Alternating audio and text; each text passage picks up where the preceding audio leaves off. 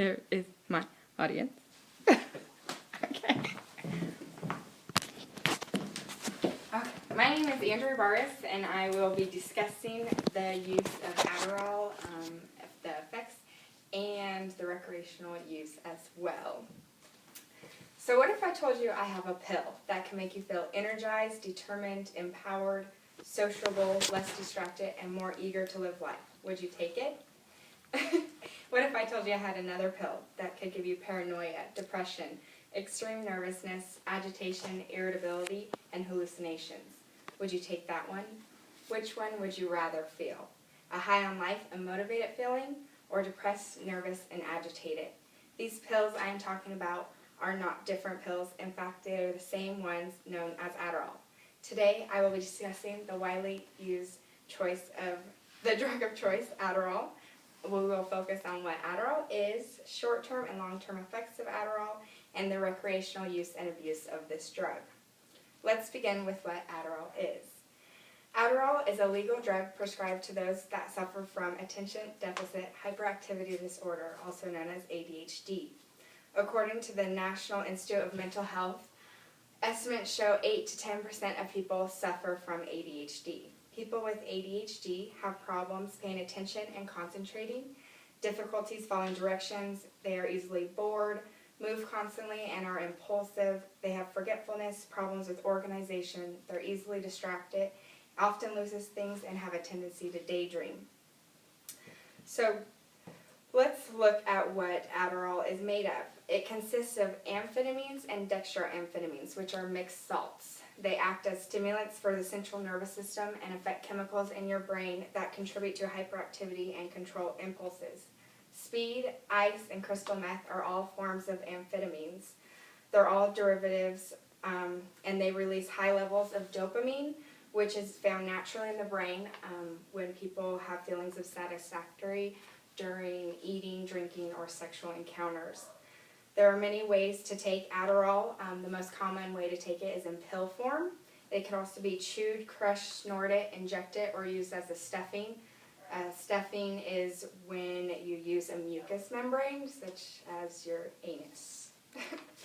So injecting has the most immediate and strongest effect, and then that's followed by snorting, chewing, and then stuffing. Stuffing has your longest effect because you could apply more of the drug inside your body, so it's released more slowly using the larger amounts.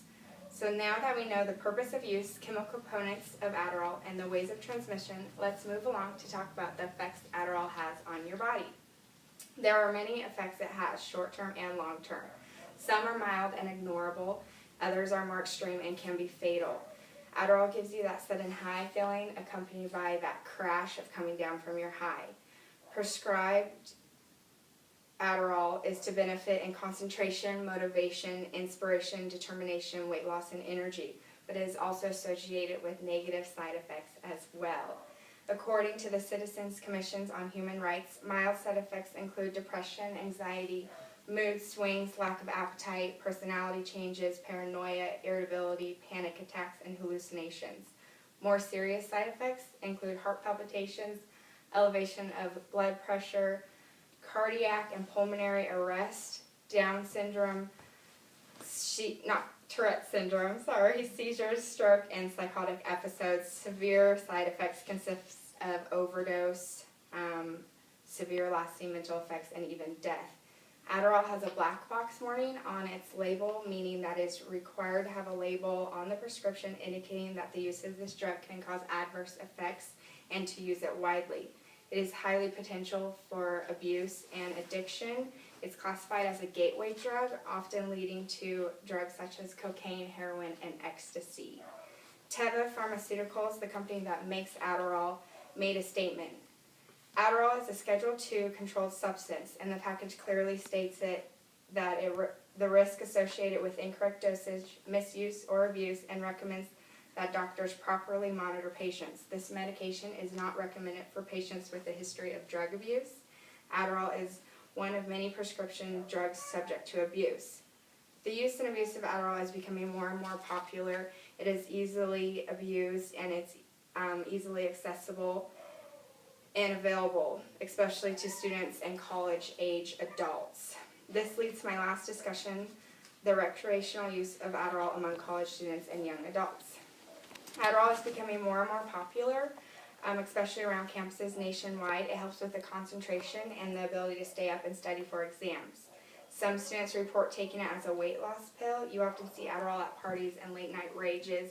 It makes you feel more energetic and talkative, so in a party atmosphere, you're more engaged and you feel empowered. People take it to stay high and to stay awake.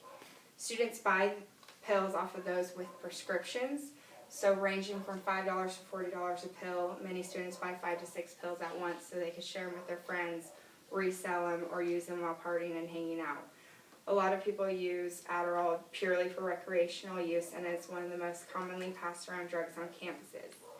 According to the Centers for Disease Control and Prevention, in 2010, 1 out of every 5 students takes Adderall for recreational use and without a prescription. Roughly 20 to 30% of college students in the United States regularly use Adderall.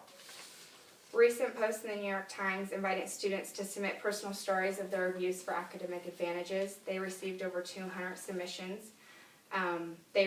Students reported snorting their own prescriptions, stealing pills from other students and friends, and found themselves dealing with the issue that was upsetting, dangerous, and real.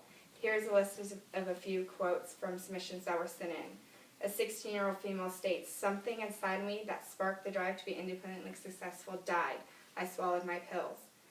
17-year-old female states, "The crash was a minor side effect for me. I merely felt exhausted and a bit shaky. It's well worth it, though." 17-year-old male states, "I knew all the right things to say to my psychologist in order to get the diagnosis for a prescription." And a 21-year-old male states, "Because I hold a prescription for Adderall, I am frequently asked to sell my pills."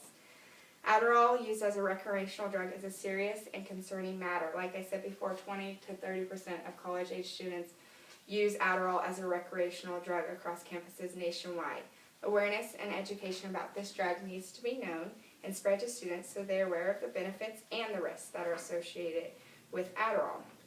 Now that we have an understanding of what Adderall is, the components that make up the drug, short and long-term effects, and the recreational use of it, if I were to ask you again what pill you would take, one that gives you happiness, euphoria, or empowerment, or the one that gives you hallucinations, mood swings, depression, which one would you choose? Many people need to know the benefits and the risks of taking a drug, whether it's prescribed or used recreationally.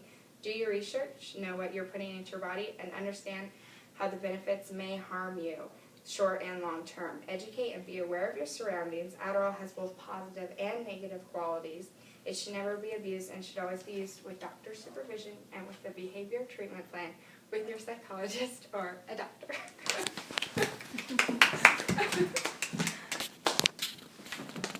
They're still here.